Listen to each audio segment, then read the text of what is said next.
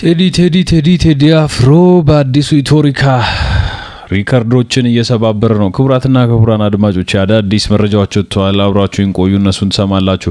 የቴዲ አፍሮ አዲሱ አልበም ትላንት ሚያዝያ 8 ከወጣ በኋላ በቢልቦርድ ደረጃ ላይ ለመቀመጥ ጥቂት ቀናት ቢቀሩትም ነገር ግን ከቢልቦርድ መለስ ያሉ አብዛኛ ሪከርዶችን እየሰባበረ ይገኛል። ቢልቦርድ እንግዲህ አብዛኛውን ጊዜ የሳምንቱን ሽያጭና አድማጭ መዝግቦ ደረጃውን ይፋ የሚያደርገው በሳምንቱ መጀመሪያ ወይም ማክሰኞ አካባቢ ስለሆነ በሚቀጥለው ማክሰኞ የቢልቦርድን ደረጃ የምንጠብቅ ይሆናል። ነገር ግን የአሁኑ ውጤት በግልጽ ወጥቷል። ሰዎች እንግዲህ ከዚህ በፊት እንደምታስታውሱት በ2009 ኢትዮጵያ የሚለው አልበም በቢልቦርድ የዓለም አልበሞች ደረጃ ወይም ወርልድ አልበምስ ቻርት ላይ አንደኛ መውጣቱ የሚታወስ ነው። እንግዲህ አሁን ባለው ኢትዮሪካ ደግሞ ልክ እንደወጣ በዓለም አቀፍ የዲጂታል ገበያዎች አይቱንስ እና አፕል ሚውዚክ ላይ በከፍተኛ ፍጥነት ወደ ላይ እየተሳበ ነው የሚገኘው። እንግዲህ በጣም የሚገርም ነው። በወርልድ ሚውዚክ ዘርፍ ከፍተኛውን ደረጃ እየያዘ ነው የሚገኘው። ቴዲ አፍሮ ከኢትዮጵያ አልፎ በከፍተኛ ደረጃ ዓለም ላይ እየተሰራጨ ነው ያለው። በዩቲዩብ ላይ በአንድ ቀን ውስጥ ብቻ በሚሊዮኖች የሚቆጠር እይታን በማግኘት በቢልቦርድ ደረጃው ላይ ወይም በቢልቦርድ ደረጃው ላይ ከፍተኛ ተጽዕኖ እያሳደረ ነው። ማክሰኞ በሚወጣው የቢልቦርድ ቻርት ላይ አንደኛውን እንደሚመጣ ተስፋ እናደርጋለን። በአሁኑ ሰዓት በቢልቦርድ ደረጃው በይፋ ያልታወቀ ቢሆንም ምክንያቱም ሳምንት መጠበቅ ስለሚኖርበት፣ ነገር ግን እንደቀደሙት አልበሞቹ ሁሉ የዓለምን የሙዚቃ ሰንጠረዥ ቢልቦርድ ወርልድ አልበምስ ቻርት በከፍተኛ ደረጃ እንደሚመራ ከውስጥ የወጡ መረጃዎች እያሳዩ ነው የሚገኙት። እንግዲህ ኢትዮሪካ ገና ትላንት ነው የተለቀቀው፣ ግን በጣም ሰፋፊ የሚባሉ ሪከርዶችን አስመዝግቧል። በጣም ደስ የሚል ነገር ነው። ይሄ እንደ ሀገርም የሚያኮራ ነገር ነው። በቢልቦርድ ደረጃ እንግዲህ በአሁኑ ሁኔታ አልበሙ ትላንት የወጣ ቢሆንም ከ3 እስከ 7 ቀን ፈጅቶበት ደረጃውን በቅርቡ ያሳውቃል ማለት ነው። በእርግጠኝነት አንደኛ እንደሚሆን ግን መረጃዎች ያሳያሉ። ኢትዮጵያ አንደኛ ደረጃ መያዙ ታስታውስታላችሁ። አሁን ባለው ደግሞ ከፍተኛ ፍላጎት ይህንን የማሳካት እድሉ ሰፊ ነው። እንግዲህ በጣም የሚያስገርመው ነገር ትላንትና ዩቲዩብ ላይ በፋስተስት ቪው ወይም ደግሞ ፈጣን እይታ በማግኘት አልበሙ በተለቀቀ በመጀመሪያው 1 ሰዓት ውስጥ ብቻ ከግማሽ ሚሊዮን በላይ እንግዲህ በመጀመሪያ 1 ሰዓት ነው ብላችሁ እይታዎችን በማግኘት በኢትዮጵያ የሙዚቃ ታሪክ ፈጣኑ ተመልካች የተገኘበት አልበም ሆኗል። እንግዲህ ከ500,000 በላይ ቤንች ማርኩ ስለሆነ ነው እንጂ እሱ ኦልሬዲ 1 ሚሊዮን ምናምን የገባው 1 ሰዓት ሳይሞላ እና መሪ ዜማዎቹ ልክ ይሄ እንደ ዳስጣል እና በተለይም ደግሞ ጀምበር የሚሉ ዜማዎቹ ከፍተኛ የዩቲዩብ ትሬንዲንግ ዝርዝር ውስጥ ገብተዋል ማለት ነው። ዳስጣል አንደኛ ሆኗል። ለአብዛኞቻችሁ ሰምታችሁ ሊሆን ይችላል። ዳስጣል በዩቲዩብ ትሬንዲንግ ሚውዚክስ አንደኛ ሆኖ ተቀምጧል። የአፕል ሙዚቃና አይቲዩንስ ላይም እንደ አልበሙ እንደወጣ በወርልድ ሚውዚክ ዘርፍ በብዙ ሀገራት ኢትዮጵያን ጨምሮ በመካከለኛው ምስራቅና በአውሮፓ በከፍተኛ ፍጥነት ወደ ቶፕ ቻርትስ ተምዘግዝጓል። ጋይስ በጣም የሚገርም ስኬት ነው ይዞ የመጣው ማለት ይቻላል። እና በአልበሙ ውስጥ የተካተቱ 18 ስራዎች 18 ትራክ ነው እንግዲህ በአንድ ቀን ጀባ ያለን ማለት ነው። በዲጂታል ገበያ ላይ በተለይም በአዲስ ዜማ ሌብል አማካኝነት የቀረቡት እንደ ዳስጣል፣ ኢትዮሪካ፣ ሌሎችም ያዞምባ፣ ጀምበር፣ መርከብ በጣም የሚደናንቁ ሙዚቃዎች ናቸው። እነዚህ ሙዚቃዎች ዓለምን እያርበደበዱት ነው የሚገኙት በብዙ ሀገራት ማለት ይቻላል። ሪከርዶች ገና መመዝገብ እየተጀመረ ነው ያለው። ኢትዮሪካ በአሁኑ ሰዓት በዲጂታል ገበያው ላይ የኢትዮጵያን ሙዚቃ በዓለም አቀፍ ደረጃ እየመራ ነው የሚገኘው። በጣም የሚደንቅ ነው።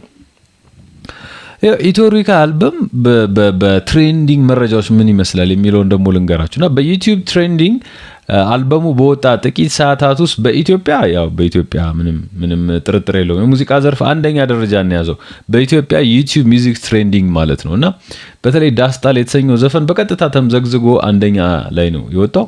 አሁንም አንደኛ ቁጥርን አለቀቀም። ወደፊት የሚለቅ አይመስለኝም። ምክንያቱም ሪከርዶቹን በዩቲዩብ ሪከርዲንግ ካያችኋቸው ይሄንን ሙዚቃ ሊገፈትር የሚችል አዲስ ሙዚቃ ይመጣል የሚል ግምት የለም እና በዓለም አቀፍ ደረጃ ያለውን ደግሞ ልንገራችሁ። ቴዲ አፍሮ እንግዲህ በውጭ ሀገራት በሚኖሩ ኢትዮጵያን ዘንድ ባለው ከፍተኛ ተወዳጅነት አልበሙ በተለያዩ ሀገራት ቶፕ 10 ውስጥ ገብቷል። ቶፕ 10 ለምሳሌ አሜሪካን ውሰዱ። አሜሪካ ውስጥ በዋሽንግተን ዲሲ፣ ቨርጂኒያ፣ ሜሪላንድ አካባቢ ያሉት ተመልካቾች በወርልድ ሚውዚክ ዘርፍ ትሬንድ ሆኗል። ትሬንድ ካናዳ እና አውሮፓ በተለይ ጀርመን፣ እንግሊዝ እና ስዊድን ባሉ የኢትዮጵያውያን ዘንድ በከፍተኛ ሁኔታ እየተኮመኮመ ነው የሚገኘው።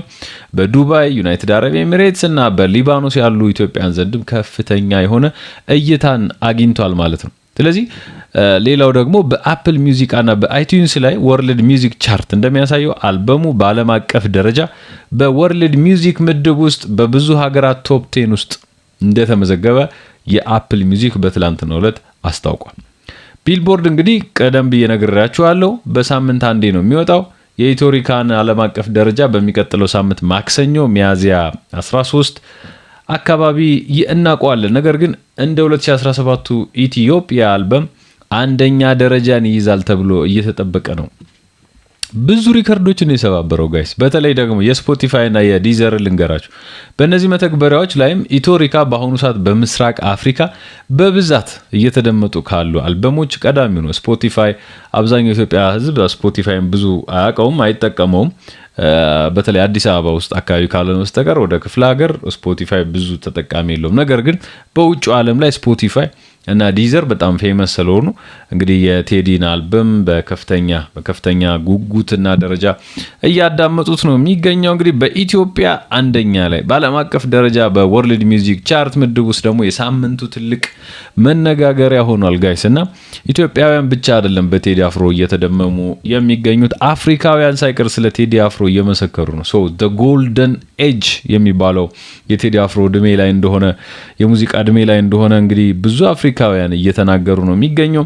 በተለይም የሬጌ ስልቶቹ በእጅግ በሚጣፍጥ መልኩ ነው ያቀረባቸው። ሌላ የፖለቲካ ትርጉሙን ትታችሁት የሙዚቃ ስልቶቹ በብዙ አፍሪካውያን ዘንድ የሚወደድለት ነው። ቴዲ አፍሮ በሚያስደስት መንገድ ላይ ነው የሚገኘው። እንግዲህ ዛሬ ነገ ከነገ ወዲያ ደግሞ ከፍተኛ የሚባሉ ሪከርዶችን ይሰባብራል ተብሎ ነው እየተጠበቀ ያለው። እንግዲህ ያን ሁሉ ሚሊዮን ገንዘብ መልሶ በዩቲዩብ ሲለቀው አብዛኛው ሰው እንዳይከስር ይላል። ግን ቴዲ አፍሮ ያው የገንዘብ ችግር የለበትም፣ ሁላችሁም ታውቁታላችሁ። ከዛ ባለፈ ቴዲ ኢዝ ቴዲ፣ በቃ አለቀ። ቴዲ አፍሮ ነው፣ ልታወርደው ልትፈጠፍጠው አትችልም። ብዙ ሰዎች የተለያዩ ሀሳቦችን ይሰጣሉ፣ በድጋፍም በተቃውሞ። ስለደገፍከው ኦፍ ኮርስ ደጋፊ ያስፈልጋል። ብትቃወመውም ግን ኦልሬዲ ማማ ላይ የተሰቀለን ሰው ማውረድ በጣም ከባድ ነው።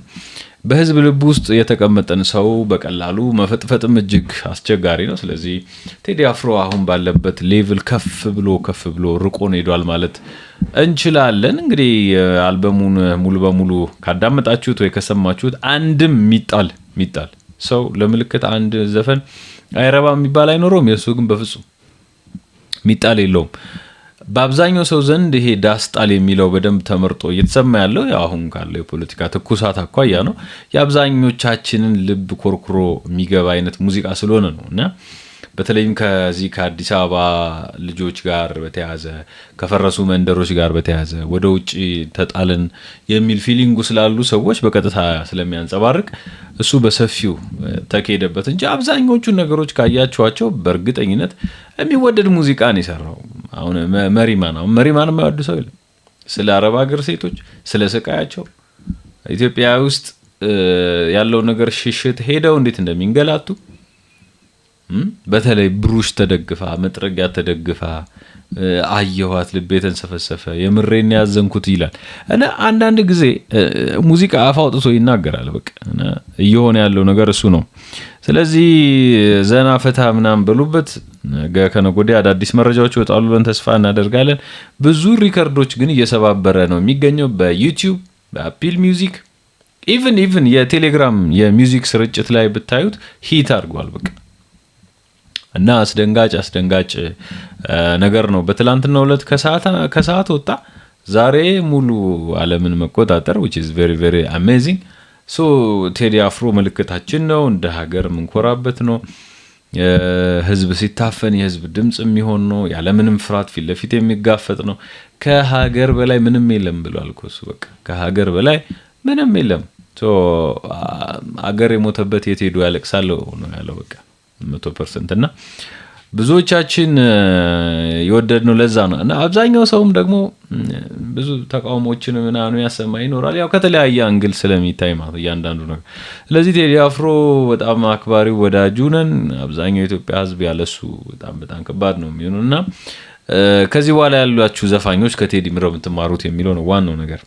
ምንድነው የምትማሩት ከዚህ በኋላ? እውነት እየመጣችሁ ስለ ውበት ስለ ምናምን ብላ ብላ ብላ ዘፍኑብን ነው ወይስ የሆነ በፍጹም ነይ ማታ ማታ አይነት ዘፈን ይዛችሁ ትመጡ ይሆን? እሱ የሚታይ ነው የሚሆነው። ክቡራትና ክቡራን አብራችሁን ስለነበራችሁ አመሰግናለሁ። ሌላ ጊዜ በሌላ ፕሮግራም እንገናኛለን። በእርግጠኝነት አዳዲስ መረጃዎች ይወጣሉ በቅርቡ። እነሱን ይዤላችሁ ወይ ወደ ማታ አካባቢ ብቅ እላለሁ። አብራችሁን ስለነበራችሁ አመሰግናለሁ። ቻናሌ ላይክ፣ ሼር፣ ሰብስክራይብ አድርጉ። ቤተሰብ መሆን እንችላለን። አዳዲስ መረጃዎች ሼር እናደርጋለን። ሰናይ ጊዜ ይሁንላችሁ። ባይ ባይ።